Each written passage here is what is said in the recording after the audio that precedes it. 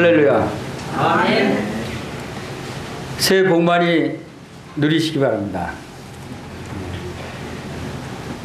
구정, 우리 이 세상, 한국에 또 많은 동양 사람들이 지키는 절기, 구정을 맞이해서 많은 사람들이 이제 고향을 방문하고 가족들을 만나고 하는 좋은 즐거운 날입니다.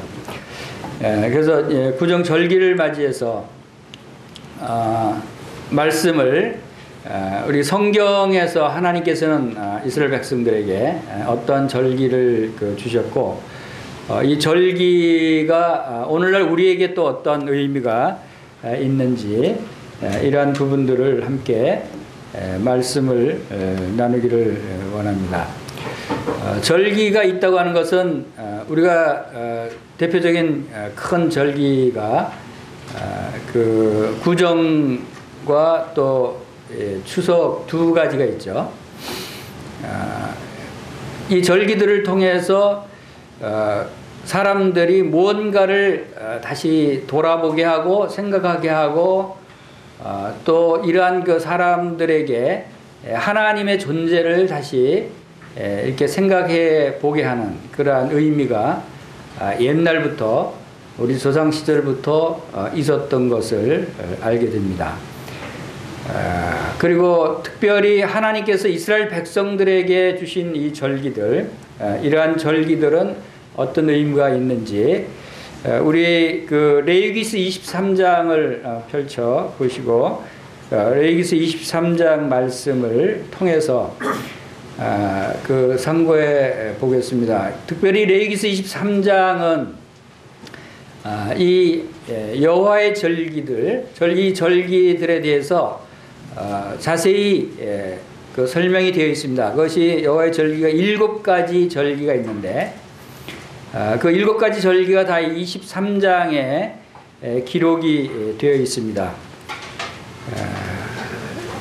레위기서 23장 1절부터 3절까지를 우선 함께 읽겠습니다. 시작. 여호와께서 모세에게 말씀하여 이르시되 이스라엘 자손에게 말하여 이르라. 이것이 나의 절기들이니 너희가 성회로 공포할 여호와의 절기들이니라. 엿새 동안은 일할 것이요 일곱째 날은 쉴 안식일이니 성회의 날이라. 너희는 아무 일도 하지 말라. 이는 너희가 거주하는 각처에서 지킬 여호와의 안식일이니라. 자, 7가지 중요한 절기를 말씀하시기 전에 이 말씀을 먼저 하셨습니다. 이 여호와의 절기들을 성회로 공포하기 위해서 말씀하시면서 특별히 3절 끝부분에 3절 부분에서 무슨 말씀을 하시냐면 안식일에 대해서 말씀을 하십니다. 각 절기들마다 다 안식일이 포함되어 있는 것을 우리가 또 알 수가 있습니다. 그것은 곧 이 전체 절기들을 통해서 하나님께서 주시고자 하시는 말씀은 안식이라고 생각이 됩니다. 결론적으로 모든 절기들을 통해서 또 결국에 가서는 하나님께서는 백성들에게 영원한 안식을 주시기 위한 계획이다라고 우리가 생각해 볼 수가 있습니다. 그래서 이 7대 절기라고 이야기할 수 있는 7절기가 이 레위기서 23장에 기록이 되어 있는데 이 7절기가 유월절, 무교절, 초실절, 오순절, 나팔절, 속죄일, 초막절 이렇게 7가지 절기들이 기록이 되어 있는 것을 우리가 살펴볼 수가 있습니다. 그런데 이 말씀을 이렇게 쭉 묵상하면서 참 주님께 감사를 드린 것은 하나님께서 물론 다른 모든 말씀들도 다 마찬가지지만 이 절기 7가지 절기를 통해서 하나님의 전체적인 하나님의 경륜을 나타내 보이셨다는 것을 발견할 수 있습니다. 이 절기가 나타내는 의미가 단순히 그 해에 한 날을 정해서 이렇게 쉼을 얻고 즐겁게 지내라는 의미가 아니라 창세부터 이 영원 후까지 하나님께서 하나님의 백성들에게 주시고자 하시는 그래서 우리가 하나님의 전체적인 경륜이라고 얘기할 수 있는 하나님의 계획을 이 절기에 포함시켜서 다 담겨져 있다고는 하는 사실을 우리가 알 수가 있습니다. 그래서 이 절기들, 7가지 절기들을 우리가 잘 배우면 하나님의 전체적인 경륜을 알 수가 있어요. 또 하나님이 우리를 통해서 약속하시고 이루시고자 하시는 일들이 어떤 일이 있는가를 알 수가 있어요. 그래서 그것을 알고 우리가 어떠한 자세로 신앙생활을, 하나님을 섬기는 그런 생활을 해야 되는가에 대한 교훈이 담겨져 있어요.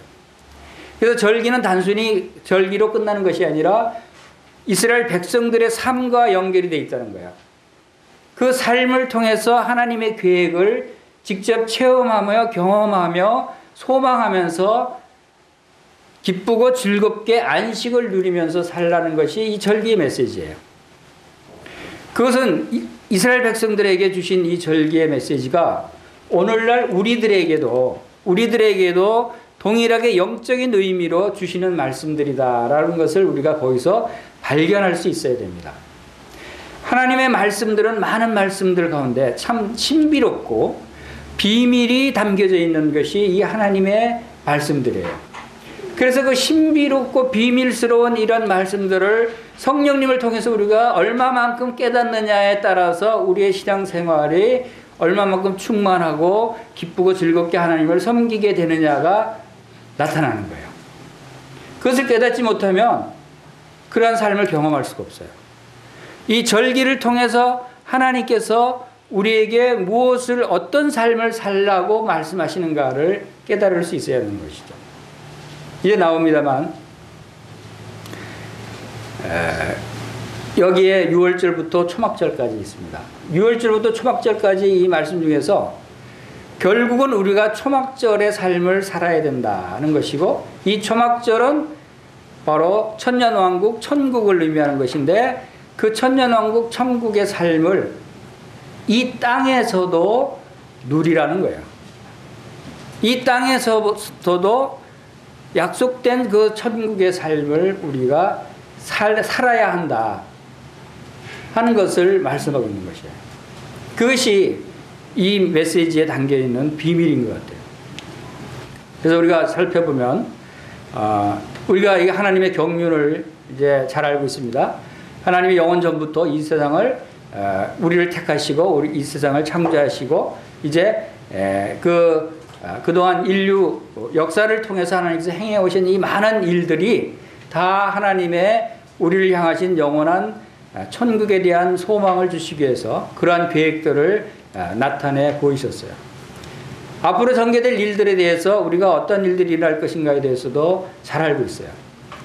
그런데 여기에 이 절기가 어떻게 적용되고 절기와 이 하나님의 경륜과 어떤 관계가 있는가를 우리가 살펴보기를 원합니다.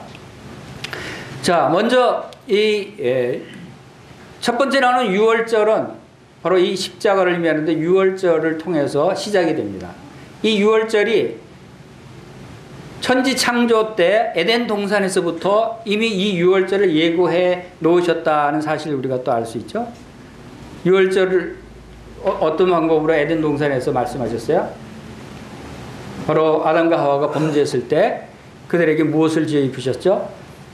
가죽옷을 지어 입히셨어요. 가죽옷을 통해서 짐승의 피를 흘려야 될 것을 그렇게 해서 짐승의 피를 통해서 죄사함을 얻게 되고 하나님의 나라에 들어갈 수 있다고 하는 사실을 이미 창세기에서 에덴 동산에서 바로 예표해 보여주셨다고 하는 사실이에요. 그것이 바로 6월절이 나타내는 것이고, 그 다음에 무교절은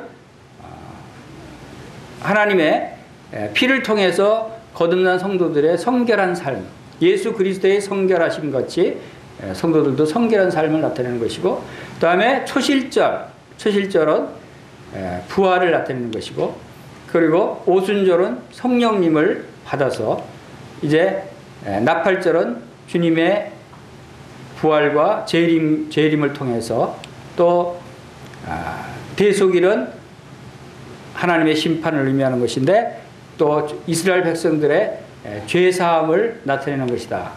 그리고 초막절은 천년왕국, 그리고 영원한 천국을 의미하는 것이다. 이렇게 해서 쭉 나열을 해보니까 하나님의 경륜과 또 그대로 관계가 있다고 하는 사실을 또 발견하게 됩니다. 그래서 이 7가지 절기를 통해서 하나님의 모든 우리를 구속하시기 위한 구속사부터 시작해서 천년왕국, 영원한 천국에서 안식을 누리는데 이르기까지 우리 성도들의 모든 삶을 다 나타내고 있다라고 하는 사실을 우리가 여기서 보게 됩니다. 그래서 이 여호와의 절기들은 반드시 이루어질 하나님의 경륜에 대한 예언의 말씀이다라고 우리가 말씀드릴 수가 있죠.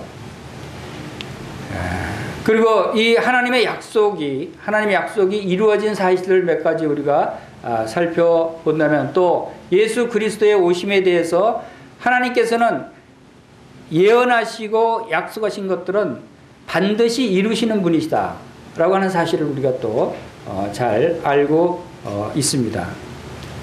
여러분들이 하나님의 말씀을 들을 때, 하나님의 말씀을 묵상할 때 이 말씀이 정말 이루어진 말씀인가, 또 앞으로 이루어질 말씀인가, 이루어질 말씀이면 분명히 반드시 이루어지는 말씀이다 라고 하는 그러한 말씀에 대한 믿음을 우리가 갖는 것이 또 중요한 것이겠죠. 예를 들면 몇 가지 예수 그리스도에 대해서 예언하신 말씀 중에서 창세기 3장 15절에서는 바로 아담과 하와를 유혹해서 선악과를 따먹게 한 이 뱀에 대해서, 이 마귀에 대해서 하나님께서 그 말씀하신 부분이죠. 여자의 후손은 내 머리를 상하게 할 것이요, 너는 그의 발꿈치를 상하게 할 것이니라.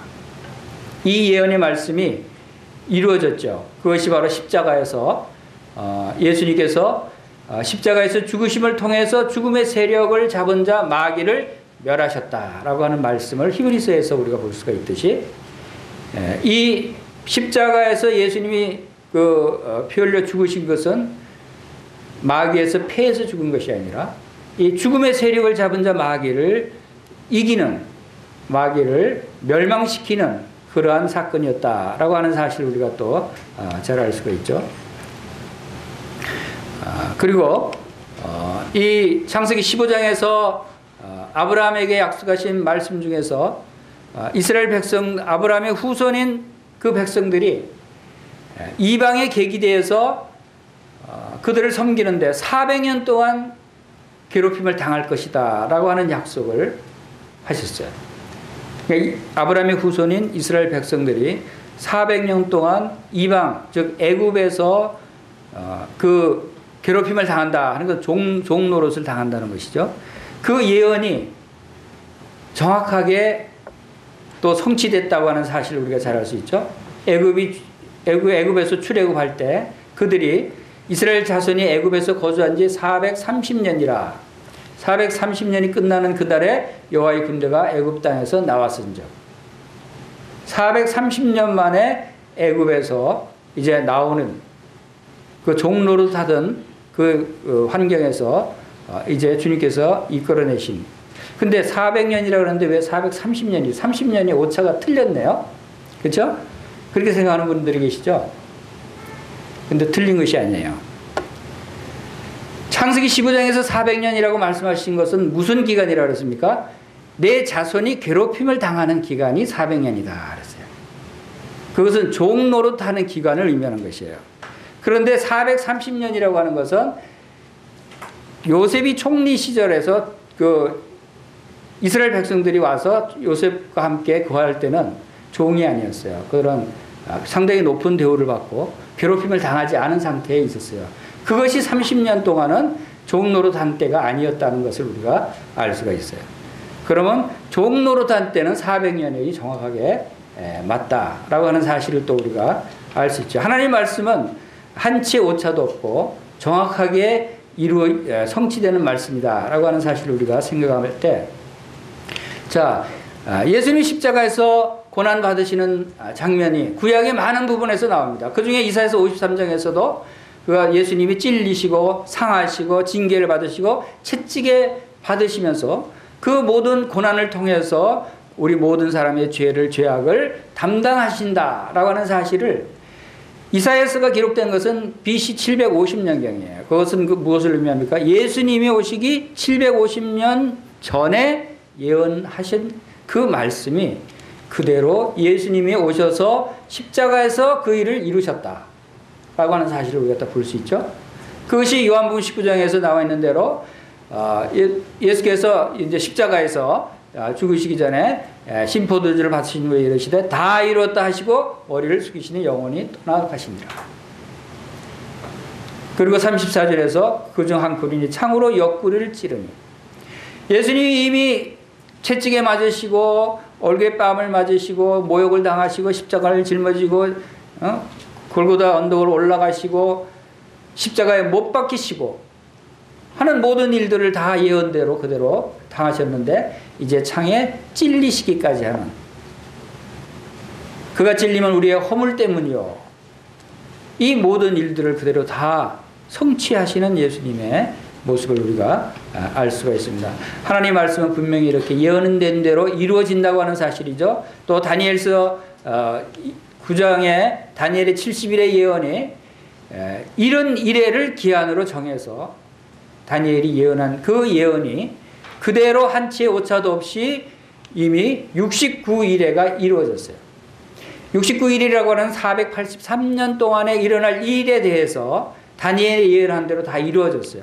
그리고 이제 한 일에, 일이라고 하면 7년을 의미하는데 마지막 7년에 대한 예언이 아직 이루어지지 않았는데 그 예언이 신약시대에 와서 이제 앞으로 이제 주님이 재림하시기 전에 이 땅에서 대환란 기간이 일어날 것에 대해서 신약 서신서와 요한계시록에 또 기록이 되어 있습니다. 이 일도 분명히 일어날 것입니다. 70일에 중에서 70 중에서 69일에가 다 성취됐어요. 완전하게 그 연도까지 다 정확하게 맞춰서 성취됐어요. 그러면 나머지 한 일회가 성취되지 않겠어요? 69일회가 다 성취됐는데 나머지 한 일회도 성취될 것은 끝뻔하잖아요. 주님의 말씀은 분명하게 성취되는 말씀이다 라고 하는 것을 우리가 알 수가 있습니다.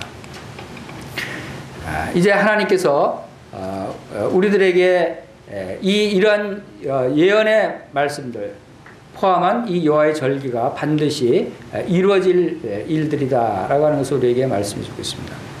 자, 그러면 이제 이 7 절기들에 대해서 구체적으로 좀 내용을 좀 한번 살펴보고 그것이 오늘날 우리 신약교회 성도들에게 어떻게 또 적용되는 말씀들인가에 대해서 살펴보겠습니다. 자, 6월절은 우리가 잘 알고 있습니다. 6월절을 통해서 어떤 일을 주님께서 이루셨는가. 이 6월절은 출애굽기 12장에서 이스라엘 백성들이 출애굽하기 전에 하나님께서 애굽에 내리신 재앙이었습니다. 그래서 어린 양의 죽음으로 애굽의 종에서 해방시키는 그 구속 사역을 바로 나타내 보이신 것이 이 6월절이었어요. 그래서 6월절 1월 14일 니산온 아비벌이라고 하죠. 이스라엘 백성들은 대신 죽은 양과 애굽으로부터의 해방을 기념하는 그러한 절기입니다. 그래서 첫째 달 열 나흘날 저녁은 여호와의 6월절이요 라고 말씀을 하고 있습니다. 이것이 곧 오늘날 신약교회에서는 예수 그리스도의 죽음으로부터 죄의 종으로부터 해방이 되는 그 일을 나타내 보이십니다. 고린도전서 5장 6절에서 8절 우리의 6월절 양 곧 그리스도께서 희생이 되셨느니라 라고 말씀하고 있습니다. 그리고 베드로전서 1장 19절에서는 오직 점없고 험없는 어린 양 같은 그리스도의 보배로운 피로 우리를 구속하시고 우리를 거듭나게 하신 이 놀라운 사실을 말씀하고 있는 것입니다. 이 6월절은 모든 것의 기초가 된다고 하는 사실을 우리가 또 발견할 수 있습니다. 그래서 가장 첫 번째 절기가 6월절입니다. 6월절을 거치지 않으면 이스라엘 백성들이 하나님의 백성으로 살아갈 수 없는 거예요. 우리 그리스도인들이 6월절을 거치지 않으면 그리스도인이 될 수가 없는 것입니다. 출애굽기 12장에서 나타난 그 그림이죠. 어린 양을 잡아서 문설주와 임방에 바릅니다. 애굽에 내리는 재앙 중에 마지막 재앙, 애굽의 모든 장자들, 짐승이든 사람이든 모든 첫 번째 난 것들은 다 죽인다 라고 하는 그 마지막 재앙을 내리시기로 되어 있는데 하나님의 백성인 이스라엘 백성들에는 그 재앙을 넘어가게 하시는, 재앙이 당하지 않게 하시는 방법으로 하나님께서 이 유월절을 제정하셨어요. 그것이 바로 어린 양의 피를 문 절주와 문 임방에 바르면 죽음의 천사가 그 피를 보고 그 집을 죽음에 이르지 않게 하고 넘어간다, 다른 집으로 간다 하는 의미예요. 왜냐하면 그 피를 바른 집은 이미 심판이 끝났다는 거예요. 피를 통해서. 그런 의미로 유월절을 만드셨어요. 자, 이 유월절의 의미가 신약교회 주님이 오시고 나서 주님께서도 신약 그 사복음서에 유월절에 대한 말씀들이 여러 군데 많이 나옵니다. 그런 것들을 통해서 우리가 생각할 수 있는 것은 이 유월절이 바로 이 유월절을 중심으로 해서 주님께서 모든 일들을 행하시는구나 하는 것을 우리가 생각할 수가 있는 것입니다. 요한복음 1장 29절 요한이 주님을 바라보면서 보라 세상 죄를 지고 가는 하나님의 어린 양이로다 라고 선포를 한 것부터 시작해서 요한복음 2장에서는 이제 유월절이 가까울 때 주님께서 거듭남에 대해서 요한복음 3장에서 말씀을 하십니다. 유월절과 거듭남에 대해서 관련이 있다는 것입니다. 그래서 거듭나지 아니하는 하나님 나라에 들어갈 수가 없느니라. 그리고 요한복음 6장에서는 또 유월절이 가까운 때에 보리떡 5개와 물고기 2마리로 5,000명을 먹이시는 놀라운 기적을 행하십니다. 이것은 무엇을 의미합니까? 왜 그때 유월절이 가까운 때에 유월절 때 이런 일들을 행하셨습니까? 바로 유월절을 통해서 많은 사람들에게 새로운 생명의 떡을 주시고 더 풍성케 주시는 주님이 나타나시는 것입니다. 주님은 생명의 떡이 되십니다. 그리고 바로 5,000명에게 보리떡 5개와 물고기 2마리로 배불리 먹이시고도 12광질 이상 남기게 하신 그 놀라운 기적이 우리 모든 사람들에게, 많은 사람들에게 생명을 주시고 그 생명이 풍성한 생명이 되게 하시는 주님의 놀라우신 능력을 나타내 보이시는 것입니다. 그래서 우리가 잘 아는 유월절 만찬을 통해서 주님께서 마태복음 26장에서 말씀하신 대로 이것은 내 몸이다, 이것은 내 피다 라고 분명히 말씀을 하셨습니다. 그래서 유월절 그 만찬 때 제자들과 함께 만찬을 행하시는 주님의 그러한 모습을 우리는 기억하고 있는 것이죠. 자, 이 유월절이 왜 어떤 의미가 있어서 바로 죽음을 면하게 하고 새로운 생명을 주시는 것인가 하는 것은 우리가 십자가를 통해서 우리가 알 수 있는 것이죠. 주님께서 모세가 광야에서 뱀을 든 것 같이 인자도 들려야 하리라 라고 분명히 말씀하시면서 바로 주님이 그 십자가에서 높이 달리셔서 그 몸으로 그 피로 죄사함을 얻게 하실 것을 예고하셨어요. 왜 유월절을 통해서야만이 하나님의 백성이 될 수 있고 유월절을 통해서야만이 죄사함을 받을 수 있는가? 그것은 바로 레위기서 17장 말씀대로 육체의 생명이 피에 있기 때문에 그렇습니다. 바로 이 피를 뿌려야 이스라엘 백성들의 모든 죄를 용서해 주신 우리의 그 주님의 말씀을 그 그림자로 볼 때 바로 이 피가 죄를 속하느니라 라고 말씀하신 대로 피 흘림이 없음즉 죄사함이 없는 것입니다. 그래서 히브리서 10장 말씀에서 이 뜻을 따라 예수 그리스도의 몸을 단번에 들이심으로 말미암아 우리가 거룩함을 얻었느니라. 예수님께서 한 번 십자가에서 죽으심으로 말미암아 우리의 모든 죄를 용서함 받고 거룩함을 얻었다는 말씀이죠.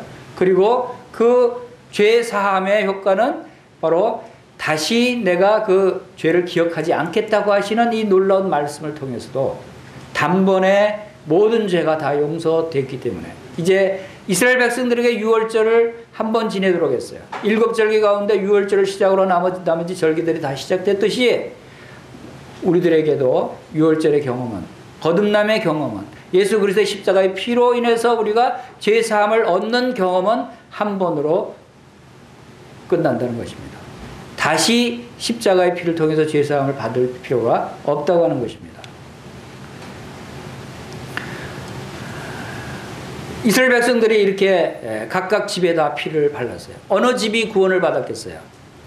자, 피를 바른 집 가운데 그 안에 피를 발라놓고 그 안에 가족들이 다 모여서 이제 그 양 고기를 먹으면서 기다립니다. 죽음의 사자가 넘어가기를 기다립니다.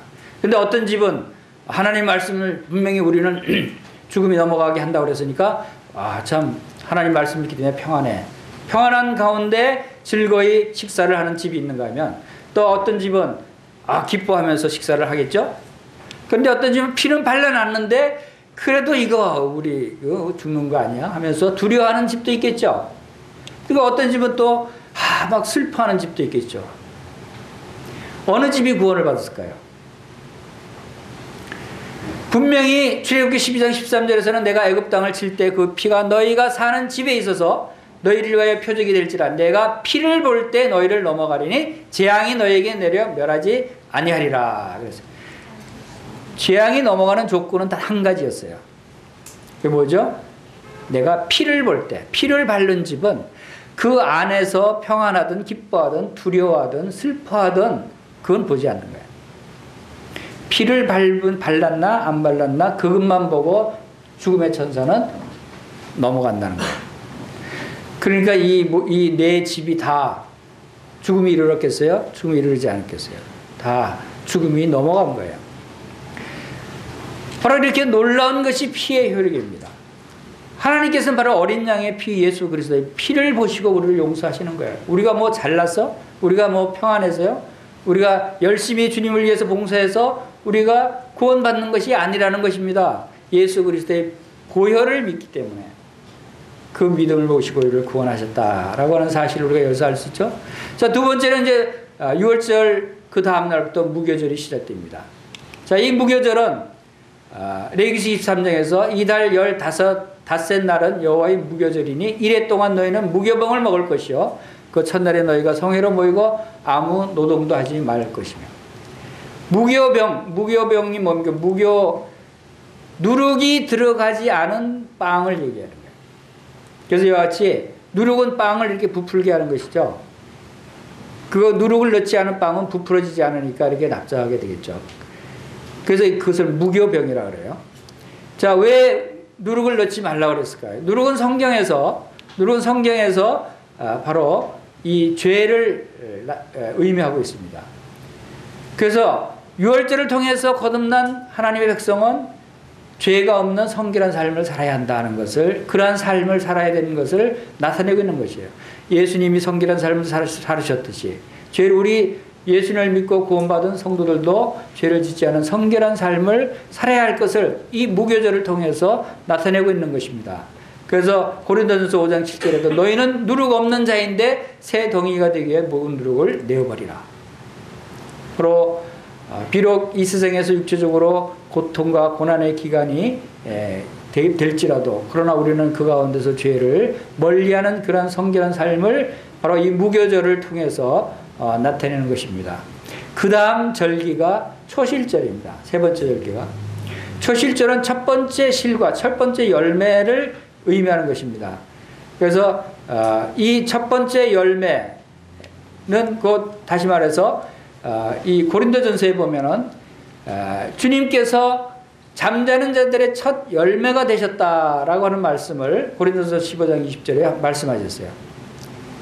그래서 영적인 의미로 첫 열매는 주님이 죽음에서 부활하신 것을 의미하십니다. 그리고 이제 사망이 한 사람으로 말미암았으니 죽은 자의 부활도 한 사람으로 말미암는도다. 모든 성도들의 부활도 주님의 첫 열매를 쫓아서 이제 죽음에서 다 부활하게 될 것을 바로 이 초실절에서 나타내고 있다고 하는 것입니다. 그리고 그 다음 절기가 이제 옵니다. 이 그 절기들 중에서 3대 절기라고 이제 이스라엘 백성들이 크게 지키는 절기가 이 유월절과 또 이 오순절과 초막절 이 세 가지 절기를 3대 절기라고 합니다. 그래서 이 3대 절기 중에는 꼭 그 예루살렘으로 올라가서 하나님께 절기를 보내는 그런 일들을 그들이 행하고 있는 것입니다. 이 오순절은 말 그대로 오순이라고 하는 50일을 의미합니다. 초실절 위에 50일째 되는 날 이 절기가 시작이 되는데 이날 특별히 그 사도행전 2장에서 성령 강림한 날이 오순절이라고 기록이 되어 있습니다. 그런데 레위기서 23장에서 오순절에 대해서 설명을 한 부분을 보면은 7 안식일 이틀까지 합해서 50일을 계수해 새 소제를 여호와께 드리되 50일째에 새 소제를 드리는데 너희 처소에서 10분의 2 에바로 만든 떡 2개를 가져다가 흔들지니 이는 고운 가루에 누룩을 넣어서 구운 것이요 이는 첫 요제요 여호와께 드리는 것이며 누룩을 넣어서 구운 것을 소제로 드리라는 것입니다. 오순절에 여기서 우리가 또 그 좀 의아해할 수 있는 부분이 무교절에서는 누룩이 없는 이 빵이죠. 그것을 무교절이라고 그러죠. 무교병이라고 그러죠. 그런데 여기서는 유교병, 누룩이 있는 빵을 하나님께 드리라는 거죠. 하나님은 죄를 싫어하시는 분인데 그래서 여기서 누룩을 넣은 빵을 하나님께 드릴 수 있다고 하는 것은 어떤 의미인가? 그것은 오늘날 우리에게 놀라운 은혜로 주어지는 말씀이라고 생각이 됩니다. 이것은 신약교회에서 우리가 우리들에게 적용해 볼 때 우리들 가운데 우리가 구원받고 주님을 섬기는 하나님의 자녀가 됐어요. 모든 죄를 다 십자가에 다 용서함 받은 자들이에요. 그러나 여전히 우리는 육신 가운데 있기 때문에 우리는 육의 성품을 그대로 가지고 있습니다. 죄의 성품이 그대로 있는 상태에서 우리가 성령님이 우리 안에 들어오신 거예요. 우리가 하나님께 예배하고 하나님께 나아갈 때 우리의 육의 모습을 그대로 가지고 나오는 겁니다. 우리 속에 성령님이 성결하시고 거룩하시고 우리가 의로우신 그런 성령님이 우리 안에 있지만 우리의 영으로는 의로움을 받은 자이지만 그러나 우리의 육의 그런 죄의 모습을 함께 가지고 있다. 이것을 하나님께서 인정하시는 거예요. 누룩이 있는 빵이 바로 오늘날 우리의 그런 모습을 의미하는 것이에요. 그런데 그 누룩을 가지고 나와서 그것을 하나님이 그대로 받으시느냐? 그렇지 않다는 거예요. 그것이 왜냐하면 우리가 여기서 신비스러운 하나님의 은혜를 발견할 수 있는데 18절에 보면은 너희는 또 이 떡과 함께 1년 된 흠없는 어린 양 7마리와 자, 이 누룩이 있는 떡과 함께 무엇을 드려야 하면 제물을 드려야 되는 거예요. 이 누룩이 담긴 떡은 바로 죄가 있는 우리들에게 바로 이 죄를 용서하시는 제물을 주님께서 준비하도록 말씀하신 것이 바로 이 흠없는 어린 양 7마리와 또 수수 1마리와 수양 2마리 또 소제와 전제물을 함께 드리고 번제를 삼고 또 수염사 하나로 속죄제로 삼고 또 수양 2마리로 화목제 소제와 번제와 속죄제와 화목제물로 드려야 우리 안에 있는 그러한 누룩이 제거되고 용서된다라고 하는 사실을 우리가 여기서 발견할 수 있습니다. 예수 그리스도의 피가 예수 그리스도의 보혈이 바로 이러한 제물을 통해서 하나님께 예수 그리스도의 제물이 드려질 때 우리 안에 육의 성품이 담겨져 있는 이런 죄까지도 용서함 받고 하나님께서 용납하신다 하는 사실을 우리가 발견할 수 있습니다. 그래서 이것이 오순절날 성령 강림한 오늘날 신약교회에서 정말 중요한 말씀이다. 하나님께서 우리의 모든 사실을 다 아시잖아요. 우리가 육의 가운데, 육신 가운데 있고, 그래서 그러한 육신 가운데 있지만, 그러나 우리는 성령을 쫓아 행하고, 주님의 십자가의 보혈을 통해서 우리의 모든 죄를 다 용서받은 사실을 믿고, 우리가 참으로 이러한 죄 용서함을 믿을 때 하나님 앞에, 하나님의 그 거룩하신 은혜의 보좌 앞에 담대히 나올 수 있다는 거예요. 이런 믿음으로 나오라는 거예요. 죄가 있다고 해서 우리가 하나님 앞에 나오지 않는 것은 그것은 하나님이 원하시지 않는다는 거예요. 죄가 있을지라도 그 죄를 바로 이런 예수 그리스도를 통한 제물을 통해서 바로 하나님 앞에 용서받고 담대히 나오라. 하나님께 예배를 드리라. 라고 하는 메시지가 바로 이 오순절 절기를 통해서 말씀하고 있다라고 하는 사실입니다. 바로 이 오순절날 사도행전을 통해 사도행전 2장에서 이제 그 하늘로부터 급하고 강한 바람 소리 같은 것이 있고 불의 혀처럼 갈라지는 것이 이제 제자들에게 임하고 그 이후로 제자들이 성령의 충만함을 받고 이제 교회로 모이기 시작하고 담대하게 하나님의 복음을 전했을 때 수천 명이 구원을 받는 놀라운 일들이 일어나기 시작을 합니다. 자, 이제 오순절이 지난 다음, 자, 이제부터는 이제 앞으로 일어날 일들에 대한 경륜과 그 일치되는 그러한 절기들이다라고 보시면 됩니다. 나팔절입니다. 이 나팔절은 우리가 데살로니가전서에서 우리가 그 볼 수 있듯이 또 고린도전서에서도 볼 수 있듯이 주님이 오실 때 하나님의 나팔이 울려 퍼지는 것을 생각할 수 있어요. 바로 이 하나님의 나팔 소리가 곧 주님의 재림을 의미한다 하는 사실을 우리가 알 수 있죠. 그래서 7월 1일 새해 첫날 이때를 이스라엘의 그 신년으로 이야기하고 있습니다. 데살로니가전서 4장 16절 주께서 호령과 천사장의 소리와 하나님의 나팔 소리로 친히 하늘로부터 강림하시리니 그리스도 안에서 죽은 자들이 먼저 일어나고 또 그 후에 우리 살아남은 자들도 공중으로 끌어올려 구름 속에서 주님을 영접하게 하시겠다라는 말씀이 기록이 되어 있습니다. 바로 이 나팔절, 이것은 우리가 소망하고 있고 기다리고 주님 오심을 기다리는 그런 말씀이죠.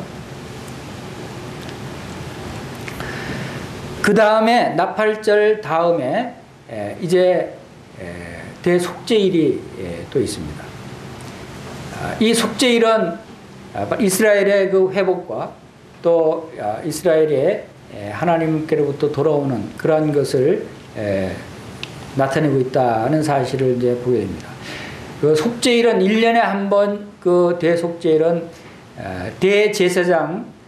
대제사장만이 유일하게 하나님이 그 계시는 지성소, 성막과 성전의 지성소에 1년에 1차씩 들어가서 바로 제물의 피를 그 속죄소에 뿌려서 이스라엘 백성들의 모든 백성들의 죄를 용서함 받는 그날입니다.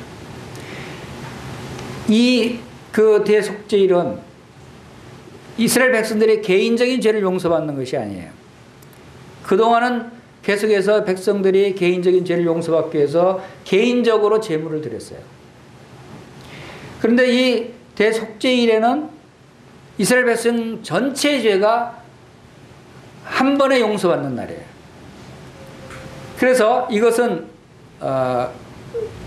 어떤 의미를 또 우리에게 나타내 보이시는가 하면 이스라엘 백성들이 지금은 예수님을 물론 이제 개인적으로 믿는 사람들도 있지만 이스라엘 국가적으로 민족적으로 그들이 하나님의 말씀을 믿지 않고 하나님의 뜻을 떠난 예수 그리스도를 믿지 않는 상태로 있습니다. 이것은 그들이 마땅히 심판받아야 될 그들의 그 모습이죠. 근데 이 상태로 그들이 그 심판을 받고 끝나느냐? 그것이 아니라는 것이에요. 이스라엘 백성, 지금 이 절기들이 이스라엘에게 주어진 절기예요. 여기에 이 대속죄일의 심판을 통한 회복이 바로 특별히 이스라엘 백성들 민족적으로 회복이 되는 그러한 것을 나타내고 있다라고 하는 사실을 우리가 알 수가 있습니다. 그래서 우리 로마서 11장 말씀을 한번 보겠습니다. 로마서 11장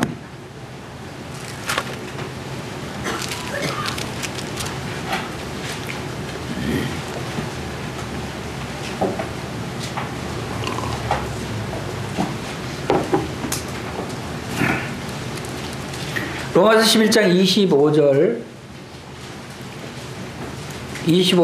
26절, 27절까지 한번 읽어보겠습니다. 같이 읽겠습니다. 시작. 형제들아, 너희가 스스로 지혜 있다 하면서 이 신비를 너희가 모르기를 내가 원하지 아니하노니 이 신비는 이방인의 충만한 수가 들어오기까지 이스라엘의 더러는 우둔하게 된 것이라. 그리하여 온 이스라엘이 구원을 받으리라. 기록된 바 구원자가 시온에서 오사 야곱에게 경건하지 않은 것들을 돌이키시겠고 내가 그들의 죄를 없이 할 때 그들에게 이루어질 내 언약이 이것이라 함과 같으니라. 복음으로 하면 그들이 너희로 말미암아 원시된 자여, 택하심으로 하면 주장들로 말미암아 사랑을 입은 자라.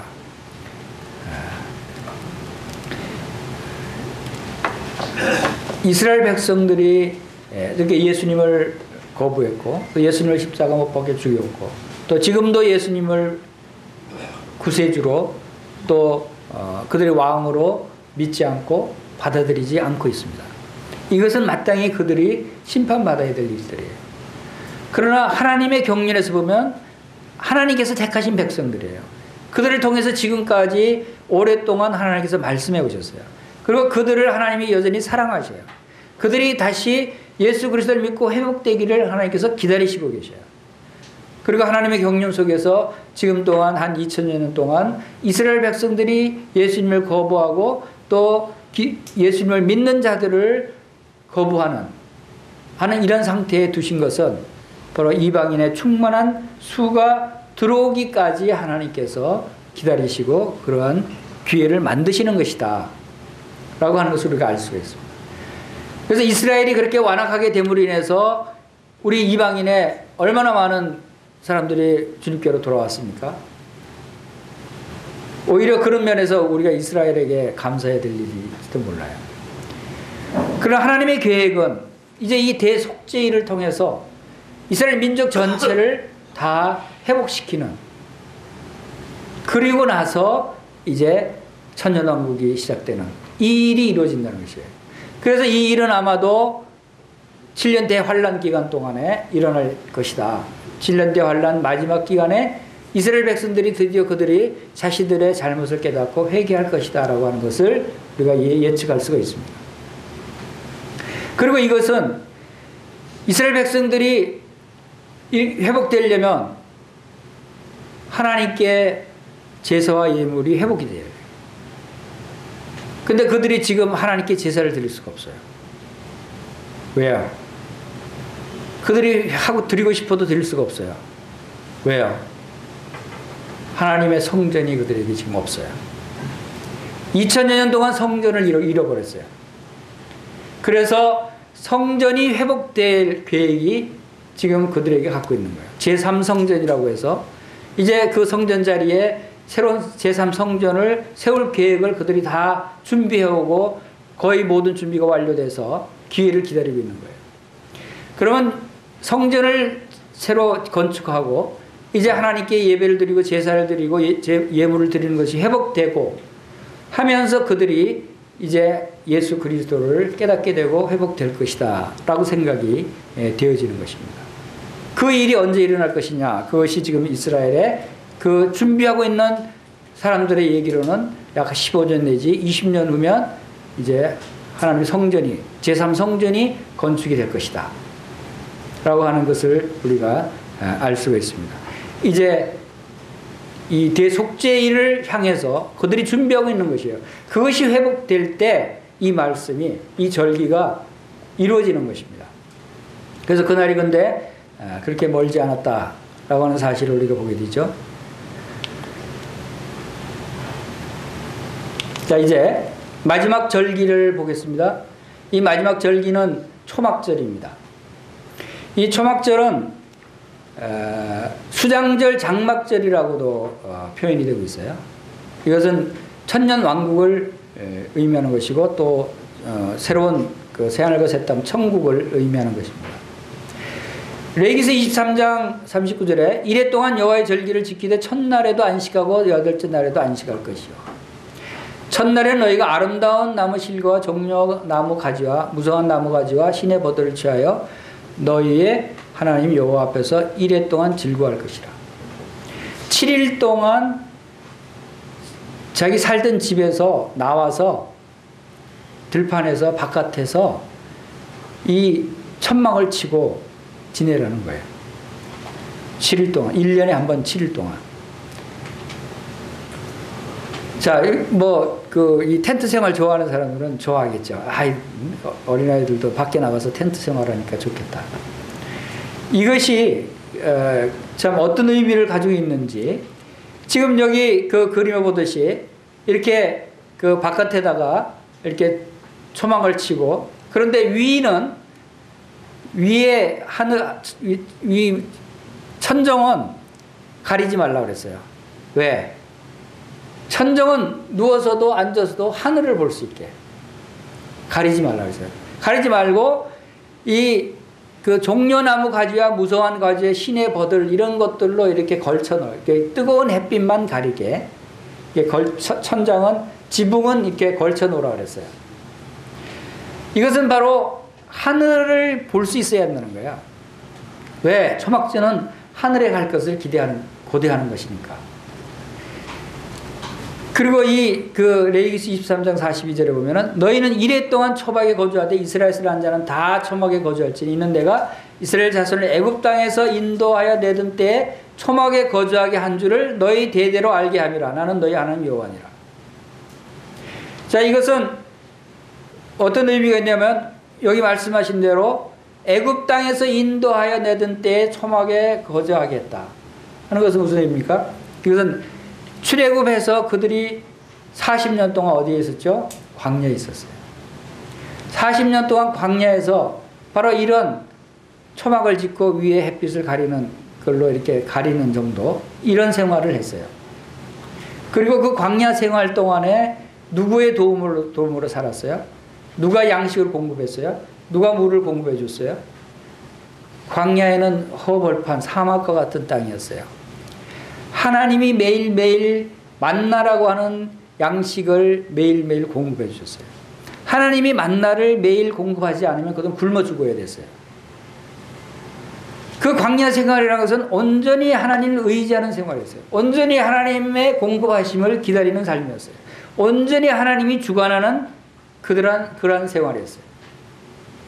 그런 생활을 다시 기억하라는 거예요. 그리고 영원한 천국에서는 바로 온전히 하나님만이 계시고 하나님만이 너희들을 다스리고 공급하시고 인도하시고 보호하시는 그러한 곳이다 라고 하는 소망을 갖게 하시는 것이 바로 이 초막절이에요. 그리고 특별히 여기에 사용한, 물론 아름다운 실과 하는 것은 이제 초막절에서는 실과만 먹는, 이걸 다시 말하면 우리 추수감사절이나 추석절기와 같은 거예요. 이런 실과 과일들, 하나님이 공급하신 과일들을 먹고 편안하게 쉬면서 하늘을 바라보고 지내는 것이 초막절인데, 이 초막절을 통해서 나타내 보이는 그 천정에 걸쳐서 가리라고 하는 것이 종려나무였어요. 종려나무 가지, 그리고 버드나무.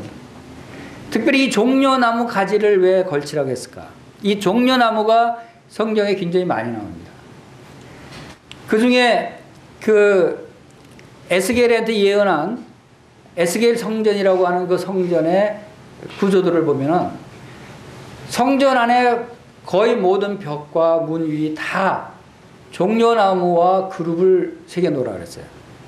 성전 안에. 그러니까 우리가 만약에 여기가 성전이라면 벽마다 다 종려나무를 새겨 놓은 거예요. 이렇게 봐도 종려나무고 저기 봐도 종려나무예요. 종려나무가 뭐길래 왜 그렇게 다 성전 안에 이렇게 새겨 놓으라 그랬을까 하는 것을 우리가 생각해 볼 수 있어요. 그것이 천국의 삶을 나타내는 거라. 이 종려나무는 우리 시편 12편 12절에서 13절 말씀 한번 읽어보겠습니다. 시작. 의인은 종려나무 같이 번성하며 레바논의 백향목 같이 성장하리로다. 이는 여호와의 집에 심겼으며 우리 하나님의 뜰 안에서 번성하리로다. 성경에서 종려나무의 의미는 이 번성을 나타내요. 번성하고 또 생육하고 충만하고 승리가 있고 안식하고 즐거움과 아름다움을 나타낼 때 이 종려나무를 나타냅니다. 주님이 나귀 타고 예루살렘 성에 입성할 때도 종려나무 가지를 흔들었어요. 종려나무는 승리를 의미하는 것이에요. 그리고 번성하고 즐거움과 아름다움. 한번 여러분 상상해 보세요. 그 광야, 사막 같은 광야에 오아시스가 있고 나무가 있어요. 그때 주로 어떤 나무가 있을까요? 종려나무였어요. 야자수. 여러분 사진으로도 종려나무가 있는, 사막에 종려나무 있는 오아시스 얼마나 아름답습니까? 여러분 제주도 가도 이렇게 야자나무 같은 게 있어서 그 비슷한 모습을 나타내는데 굉장히 아름답죠. 열대지방에. 이 아름다운 모습을 나타내는 것이에요. 이것은 번성과 승리와 충만함을 나타낸다. 바로 우리들의 천년왕국의 삶, 우리의 천국의 삶이 이러한 삶이다 라고 하는 것을 이 땅에서 일주일 동안 경험해 보라는 거예요. 이것은 우리에게 영적으로 오늘날 신약교회 성도들에게 무엇을 의미합니까? 이 땅에서 초막절을 지내며 살아라는 것입니다. 그것은 이 땅에서 천국을 경험하며 살라는 것이에요. 천국을 누리면서 살라는 거예요. 비록 환경은 어렵고 고난이 있고 괴로움이 있고 슬픔이 있고 힘들지만 피곤하지만 그러나 우리 영적인 우리의 심령은 바로 이 초막절을 지내는 심령으로 살아야 되는 거예요. 초막절을 지내는 심령은 어떤 것입니까? 우리는 기쁨과 즐거움과 평안함과 안식으로 이 땅에서 살아야 된다고 수많은 신약 서신들이 말씀해 주고 있지 않아요? 이것이 바로 오늘날 우리가 이 땅에서 초막절을 지내라는 것입니다. 이 땅에서 천국의 삶을 누리라는 것이에요. 천국에 가서 그 삶을 누리지 않는 것이 아니라 여기서부터 그것을 누리면서 살라는 것이 바로 이 초막절을 지내라고 하는 메시지예요.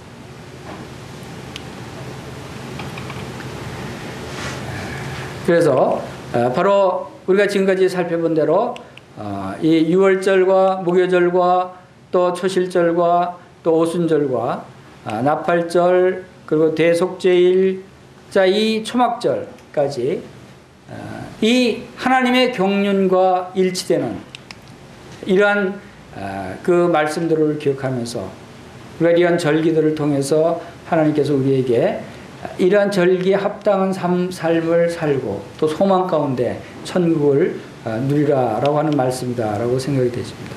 자, 우리 마지막으로 이제 요한일서 2장 15절에서 18절 말씀 한번 읽어보겠습니다. 시작. 이 세상이나 이 세상에 있는 것들을 사랑하지 말라. 누구든지 세상을 사랑하면 아버지의 사랑이 그 안에 있지 아니하니 이는 세상에 있는 모든 것이 육신의 정욕과 안목의 정욕과 이생의 자랑이니 다 아버지께로부터 온 것이 아니요 세상으로부터 온 것이라. 이 세상도 그 정욕도 지나가되 오직 하나님의 뜻을 행하는 자는 영원히 거하느니라. 아이들아 지금은 마지막 때라 적그리스도가 오리라는 말을 너희가 들은 것과 같이 지금도 많은 적그리스도가 일어났으니 그러므로 우리가 마지막 때인 줄 아노라. 자, 이제 마지막 때를 살고 있는 우리들이 이제 이러한 모습으로 살아가야 할 것을 바로 이 절기들을 통해서도 우리에게 말씀하고 있는 것입니다. 이 세상은 이제 다 지나갈 것들입니다. 우리는 이 세상에 영원히 살 것이 아닙니다. 이 세상에 잠깐 머물다 하는 나그네요 또 우리가 잠깐 거치는 여행객인 것입니다. 그러면 이 세상에 미련을 둘 것이 없다고 하는 것이죠. 이 세상에 이 세상을 사랑하거나 이 세상에 있는 것들을 사랑하면 그것은 하나님의 사랑이 아니라는 것입니다. 그래서 우리가 여전히 비록 우리 가운데 육신의 정욕과 안목의 정욕과 이생의 자랑 이 육의 성품들이 있지만 그것들을 우리가 이제 다 이제 성령님을 통해서 그것을 죽일 수 있어야 돼요. 로마서에서 말씀하시는 대로 육신이 연약하여 할 수 없는 그것을 바로 성령님께서 하신다고 했어요. 우리가 육신에 의지하면 할 수 없어요. 그러나 성령님에 의지하면 성령님께서 우리 육신에 있는 것들을 다 이제 떨쳐버리도록 그래서 옛사람을 벗어버리고 이제 하나님의 형상으로 새로 지으심을 받은 새 사람을 이제 입는 그럴 때 우리는 즐거워할 수 있죠. 기뻐할 수 있죠. 평안해 할 수 있어요. 이 땅에서도 안식을 누리는 삶을 살 수 있어요. 이 땅에서 우리가 초막절을 지낼 수 있는 것이에요. 천국의 삶을 이 땅에서도 경험할 수 있는 것이에요. 이 세상도 정욕도 지나가도 오직 하나님의 뜻을 행하는 자는 영원히 거하느니라 그랬습니다. 바로 이런 삶을 통해서 이제 구정이 새로 한 해를 시작하는 날입니다. 이제 올 한 해는 바로 이러한 모습으로 하나님의 절기를 기억하면서 소망 가운데 살아가시기를 바랍니다. 다 같이 기도하겠습니다. 아버지 하나님, 저희들을 사랑하시는 아버지 하나님의 사랑을 생각할 때 참으로 감사를 드립니다. 저희와 같은 자들을 참으로 불러주시고 하나님께서 약속하신 그 약속의 백성인 이스라엘 백성들에게 주신 이 절기들을 통해서 또 예표하시고 말씀하신 대로 하나님의 이 놀라운 경륜을 저희들이 알게 하시니 감사를 드립니다. 저희들에게 또한 이 경륜 가운데 하나님께서 저희들을 위해서 예비하신 천국의 영원한 삶을 저희들이 소망하게 하시고 이 땅에서도 또한 그러한 소망을 바라보며 또 그 천국의 삶을 이 땅에서도 누릴 수 있도록 성령님께서 저희들을 인도하시고 함께해 주시기를 원합니다. 또 이 시간을 함께 하신 것을 감사를 드리며 우리 구주 예수님의 귀하신 이름으로 감사하며 기도하옵나이다. 아멘.